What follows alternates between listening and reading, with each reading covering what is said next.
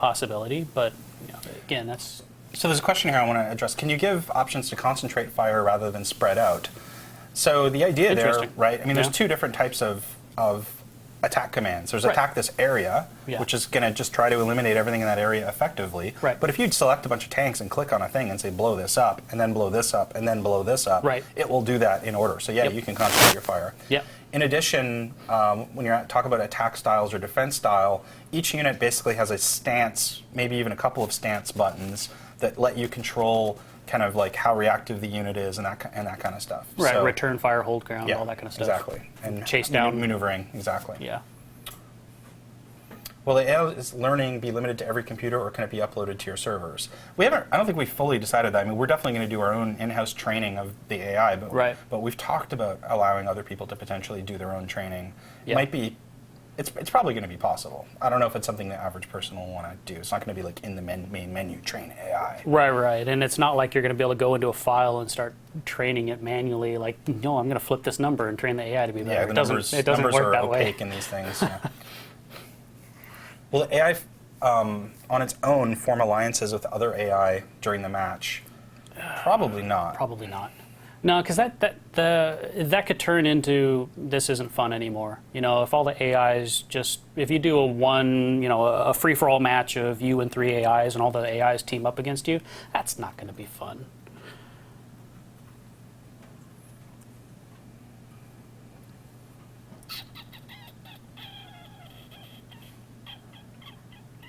Can you have a medic AI to heal on the battlefield? I would assume that any unit that we support, any unit that we support is going to, the AI will have to support it. Here's an interesting question. How will the server work GUI-wise? I think I already talked about this a little bit, but not today, obviously, so I'll go into this in more detail. It's not really AI related, but I do think it's an interesting question. Sure. So the general idea with the server is, on the server, in a normal game, you talk to it over a special protocol, and it says, oh, you've joined the lobby, here's the players that are in the lobby, and you basically, on the client side, render a screen that's usually hard-coded, and the UI isn't really, you can, if you have a mod, you can usually mod it, but it's kind of a per, mod you're running type thing. Right. So the architecture that we're going for is radically more flexible than that. The general idea is that the server actually has a web server embedded in it that you can talk to using the web browser that's embedded into the client. And that server can actually serve you different web pages that are the lobby. So if you're a modder and you wanted to go in and create like a custom lobby, you could serve that to people that have a client version different than what your mod is, because it's just a web page that they're displaying the info. The server controls not only what the information is, but it controls the format of it. So I think that's going to be incredibly cool, and people are going to be able to basically script on the server side and change what the lobby looks like and stuff per server instance without having people necessarily have to update their client. Obviously, if you're using a unit mod or something like that, you need to do that. But a server mod could potentially run with any client, which is, I think, pretty cool. That would be nice. So someone's asking about preset build orders can be boring over time if the AI has a limited amount. How much variety of build orders will the AI have before scouting or something the player? That's not really how the AI works, right? Well, depends. I mean, it generally, use StarCraft as an example. There's only a few effective first build orders. There's not that many. After you get past the first few units, that's where the real game starts. That's where the real decision making and the real pro players come out. I don't see the AI being that much different. There's an initial build order that everybody pretty much follows.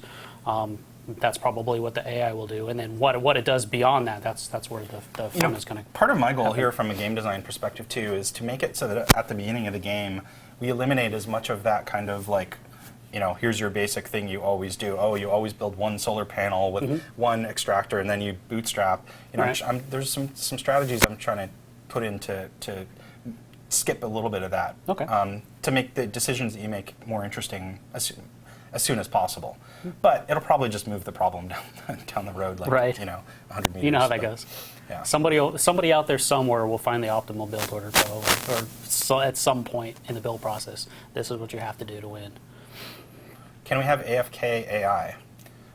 Meaning what? Well, to me, AFK would like mean when you go disconnect AFK? from the server, AI takes over playing your guys while you're gone, I think is what he's talking about. Yeah.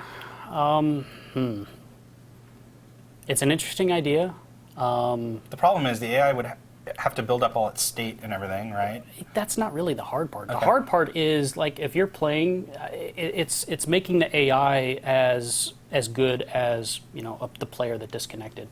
If it's a really good player, they disconnected. It's like, okay, well, do you really want the AI to take over and start Mess making up all your decisions crap. and mess up everything, or would you rather just whatever figure out the issue that caused the disconnect in the first place and just restart a new lobby? I mean, I can see, I can see both sides of that, but yeah. So the Seeker 2 has an interesting question that's unfortunately not AI, but I think worth addressing. Sure. Can you host multiple games with one dedicated server? And the answer is the current architecture does support that.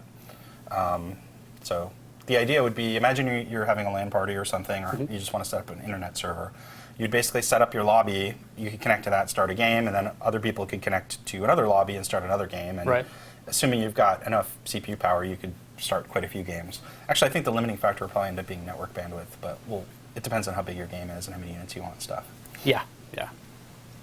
Somebody wants to know if you can rebuild a planet or repair sections of it. As I said, terraforming isn't really the main thrust of the game. Right. Certainly it would be possible to build a unit that creates a bridge or paves over areas and stuff. It's not really the focus, but it's possible. Okay, I think we'll take one or two more questions, and then I think we'll wrap this up. Does that make sense? Okay. Let's see. Let's try to pick something interesting. Like have a 16-core CPU hosting a bunch of games. Yeah. Or one giant game with 16 cores. Yeah. That would be one giant game. Will the AI be able to take full advantage of modded community-made units? Full advantage. Depends on what you define as full advantage. Use them, build them. I don't see why not. Using special abilities, I don't know where that falls yet. Since I haven't, we haven't put that side of the engine in yet, then I don't know. I don't know the answer to that one. Somebody's asking about save load multiplayer games. Go read my forum posts on how we're setting up replays. Basically, a replay is a save game. Yeah. Is the idea. Can the lobby make clients depart a game and join another? I don't know about the lobby, but the player can certainly leave. If there are factions like in SoupCom, how will the AI react to different factions? There isn't really, so the factional thing, I'll talk about it more later, but the general idea is, yes, there's factions, but they're more representative of philosophies and different commanders than the unit set. Right. There's a set of units, and then there's factions, and the factions are more like, political parties than they are guys that have different units. Right. Because everyone uses the best units. Why would you use crappy units? Yeah. PlanetSide 2, I think, does something very similar where, there's a set of units that every single faction uses. There's only a couple of units that are actually, for that faction because, why would you use anything different? If they're already using the best unit, then everybody is going to use that unit. Okay, so why don't you pick one final interesting questions? How will the AI react to a player? Per se, it has no vision until it scouts a large amount of incoming rush players. Okay. AI reaction to players. That is actually a big pet peeve of mine, and it's one thing that I like to focus on a lot.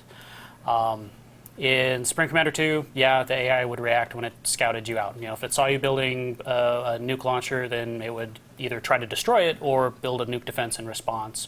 The problem became, what if it didn't scout it? And you just start lobbing nukes at it and it doesn't do anything. I fixed that in that game. If the AI started taking damage from things like artillery shells or, started taking nukes or whatever, it would realize that you have to have one. So it would start building in response or start scouting it out, trying to find it. And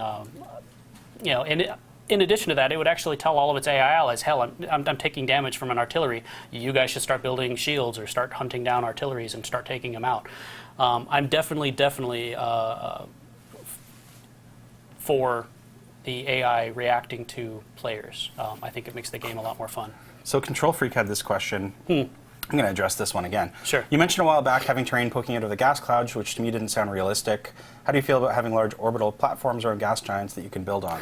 So this whole, I was just pointing out, like, hey, if we had a gas giant, like we already have this whole terrain thing, we could have terrain and the gas could just be, and you know what, I just was like, fuck it.